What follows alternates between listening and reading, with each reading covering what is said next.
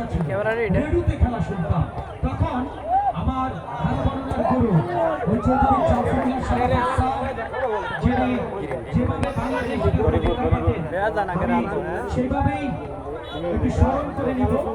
আমি প্রায় মাঠে আমার গুরুকে 1 মিনিট ধারা বর্ণনা দিয়ে স্মরণ করি, তিনি যেভাবে বাংলাদেশ বেতার ধারা বর্ণনা দিতেন। সেই দিনে ফিরে যাব। আমার প্রিয় যারা আছেন আমি তাদেরকে বলে ফিরে যাচ্ছি 1 মিনিট ধারা বর্ণনা। আমার স্নেহবান ইকবাল আছেন, যারা আছেন সবাইকে ধন্যবাদ। আমি সেই 1 মিনিট ধারা বর্ণনায় ফিরে যাচ্ছি। সুপ্রিয় দর্শক মন্ডলের ঢাকার মাঠ থেকে বাংলাদেশ বিভাগের রিলি যুগে আমি চৌধুরী জাফরুল্লাহ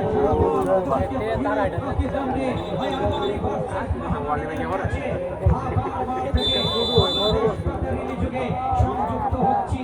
আমার পাশের চেয়ারে বসে আছেন জনপ্রিয় ধারাভাষ্যকার ওই খোদাবাজ আমি বলবো